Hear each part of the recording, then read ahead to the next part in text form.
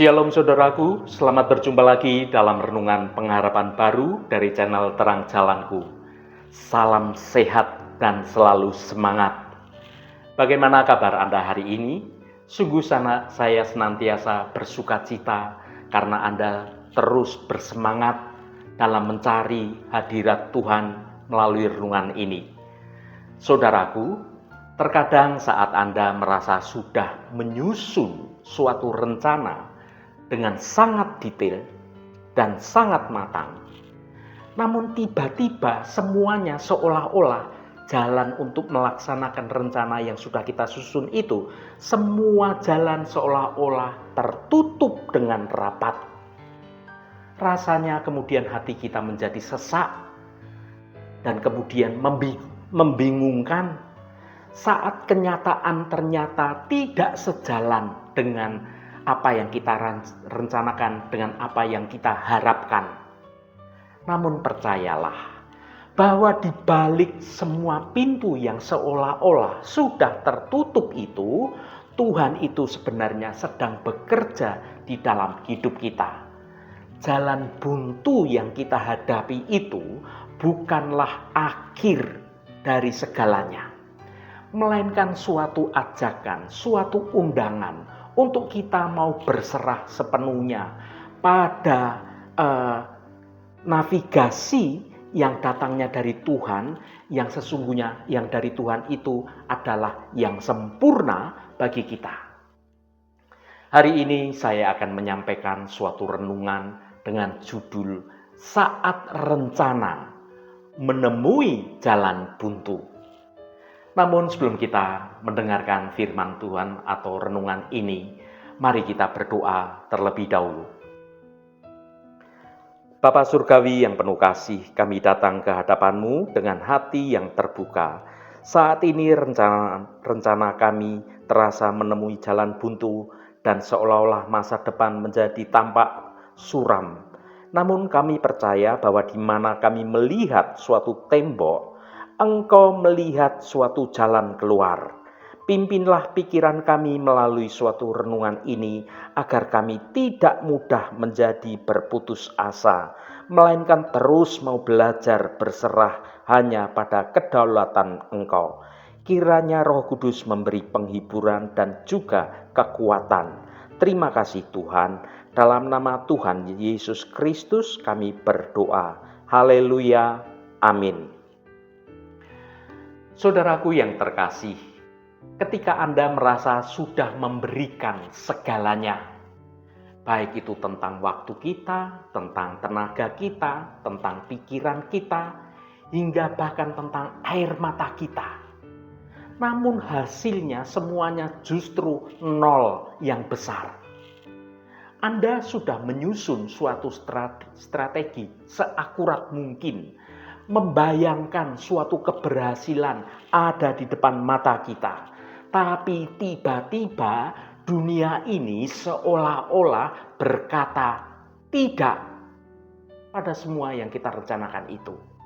Rasanya seperti Anda itu menabrak suatu tembok yang besar yang tidak bisa ditembus. Dalam istilah sederhananya, Anda sedang berada di jalan buntu. Perasaan gagal itu sungguh menyakitkan. Ia tidak datang sendirian. Perasaan gagal itu membawa teman-temannya, seperti rasa malu, rasa keputusasaan, dan juga pertanyaan yang besar kepada Tuhan. Hati kita berteriak, kenapa Tuhan ini yang terjadi? Bukankah aku sudah berusaha semampu, sekuat tenaga? Saudaraku, di saat-saat yang seperti inilah, kita ini sebenarnya perlu berhenti sejenak, menarik nafas dalam-dalam, dan mendengarkan apa yang dikatakan oleh firman Tuhan yang berbisik pada nurani kita melalui Roh Kudus yang menyingkapkan firman-Nya. Mari kita baca firman Tuhan pada Amsal 16 ayat 3. Serahkanlah perbuatanmu kepada Tuhan, maka terlaksanalah segala rencanamu.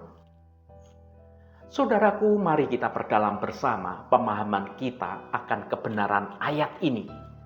Mengapa jalan buntu bukanlah akhir dari segalanya, melainkan seringkali itu merupakan cara Tuhan untuk mengambil alih kemudi hidup kita. Yang pertama, ilusi kendali dan realita kehidupan. Manusia adalah makhluk perencana. Kita merasa aman jika memiliki kendali. Kita membuat checklist, membuat target tahunan, target 5 tahunan, 10 tahunan, dan berbagai macam rencana cadangan.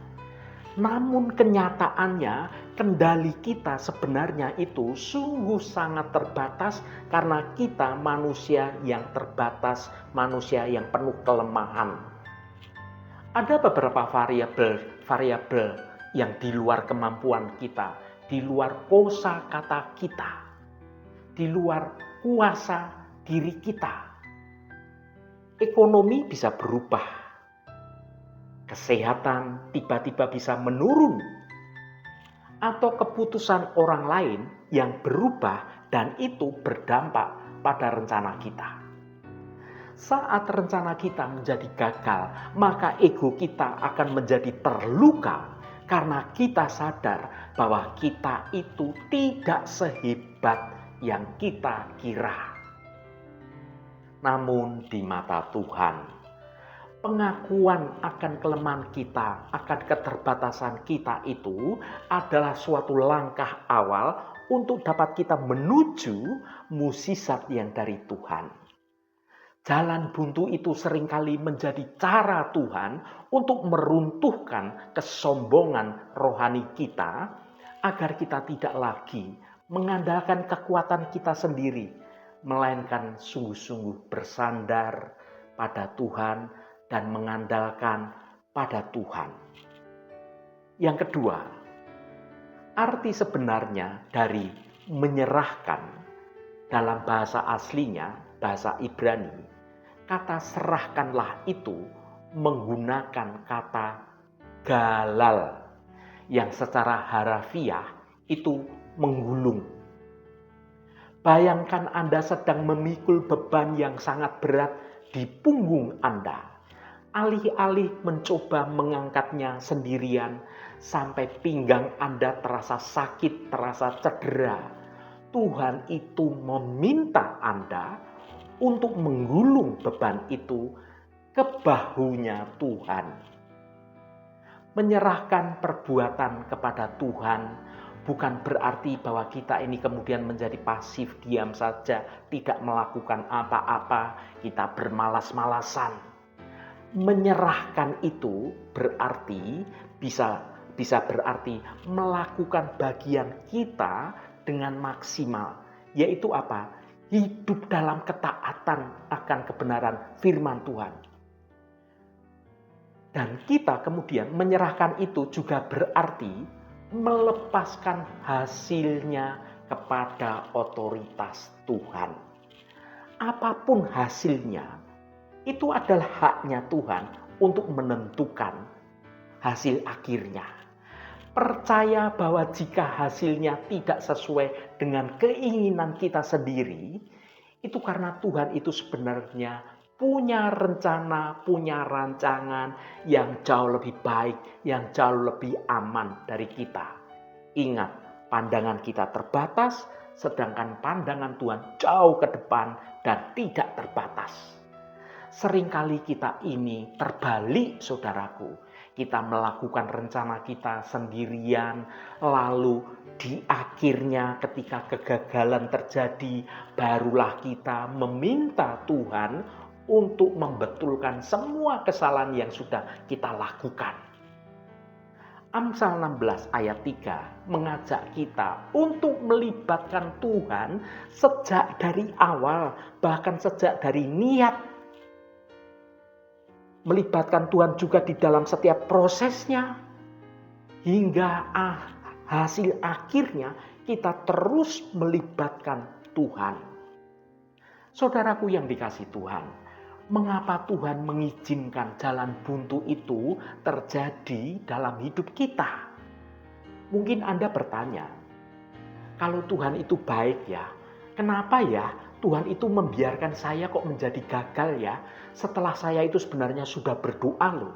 Saya itu sudah berusaha dengan sungguh-sungguh loh. Ada beberapa alasan yang seringkali baru kita syukuri beberapa tahun kemudian, saudaraku. Yang pertama, perlindungan.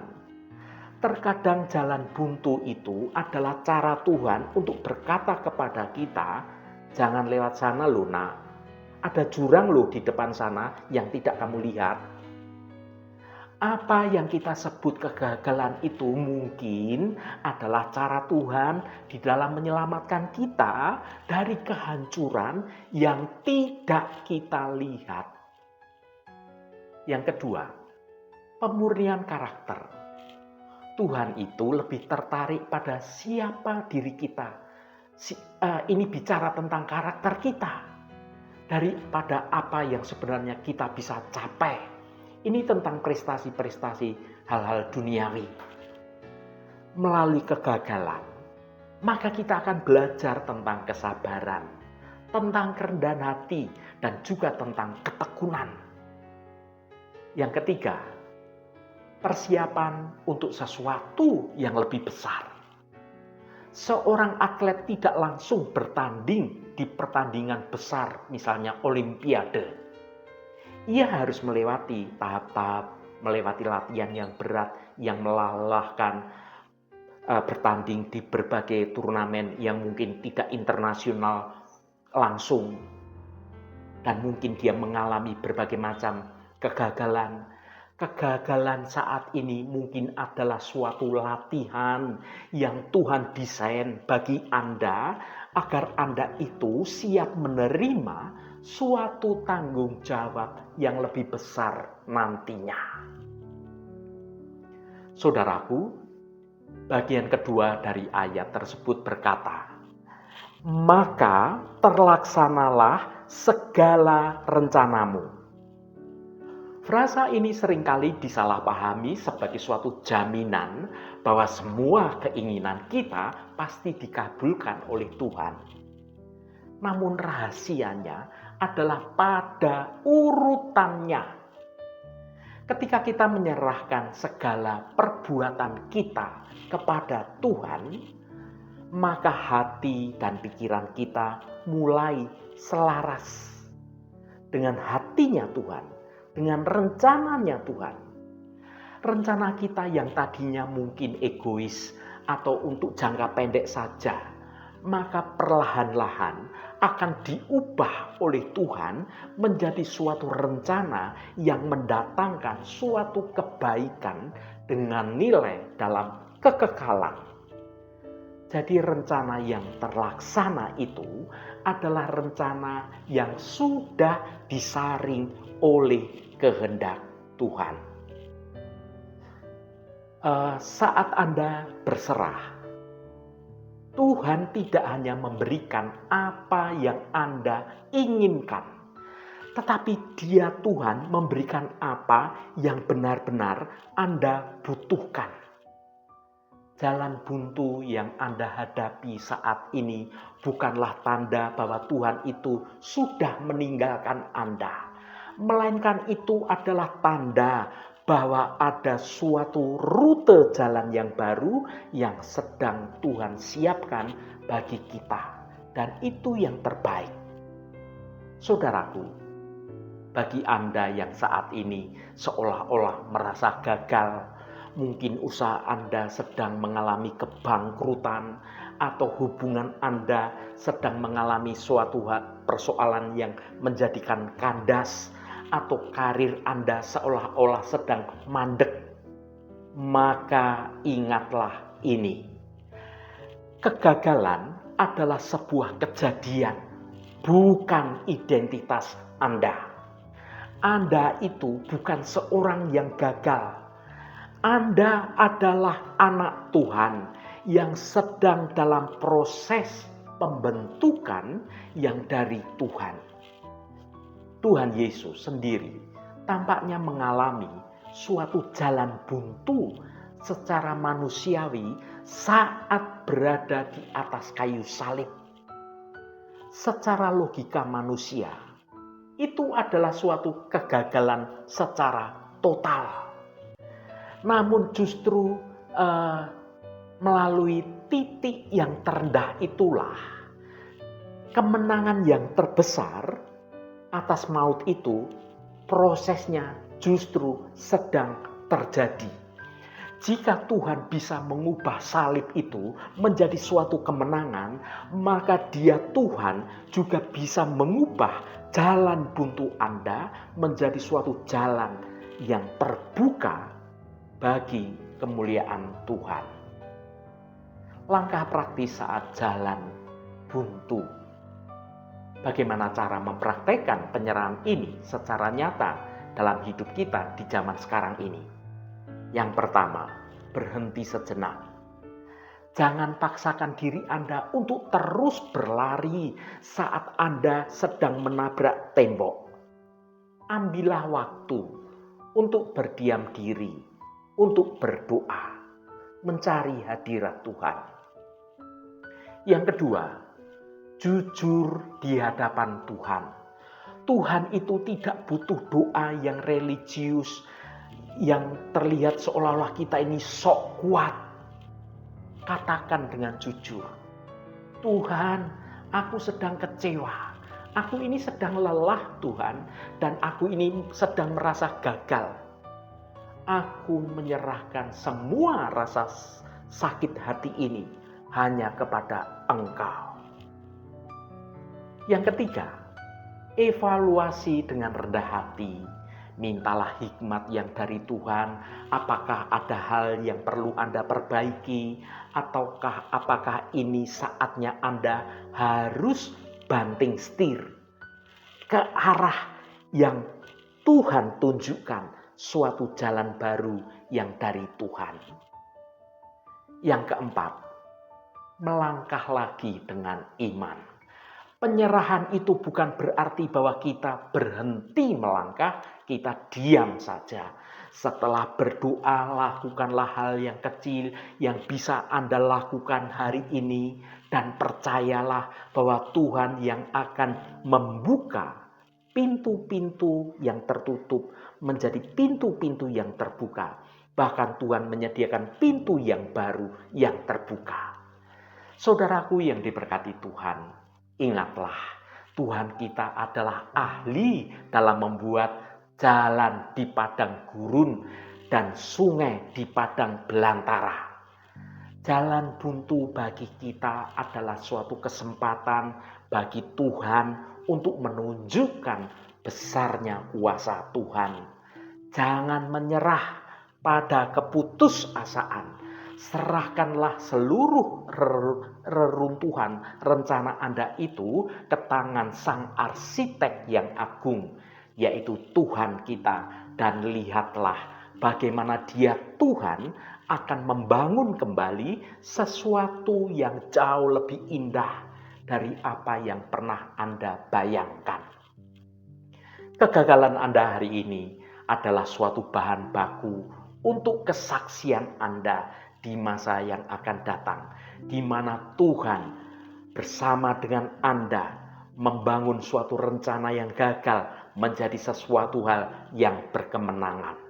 Percayalah bahwa di tangan Tuhan tidak ada yang sia-sia. Haleluya, Tuhan memberkati kita semua. Mari kita tutup renungan ini dengan berdoa. Bapa Surgawi, saat ini hati kami terasa berat karena rencana yang kami upayakan seolah-olah menemui jalan buntu. Kami merasa gagal dan merasa kecewa karena apa yang diharapkan tidak berjalan sesuai keinginan. Namun kami diingatkan oleh firman-Mu dalam renungan ini untuk menyerahkan segala perbuatan dan rancangan kami hanya kepada Engkau agar rencana itu dapat terlaksana dengan baik. Tuhan, kami melepaskan kendali dan menyerahkan setiap kegagalan kami di dalam tangan Engkau yang penuh kuasa. Berikanlah penghiburan dan juga ketenangan bahwa Engkau sedang bekerja di balik layar kehidupan kami. Ubahlah kekecewaan kami menjadi iman yang teguh, karena kami percaya bahwa saat jalan terlihat tertutup, Engkau sedang membukakan jalan yang baru, jalan yang jauh lebih baik. Biarlah kehendak-Mu yang sempurna terjadi dalam hidup kami semua. Terima kasih Bapa. Segala hormat, pujian, dan ucapan syukur hanya bagi Engkau Allah yang kudus. Saudaraku, bukalah hatimu dan tengadahkan tanganmu. Terimalah berkat Tuhan. Tuhan memberkati engkau dan melindungi engkau. Tuhan menyinari engkau dengan wajah-Nya dan memberikan kasih karunia. Tuhan menghadapkan wajah-Nya kepadamu dan memberikan damai sejahtera.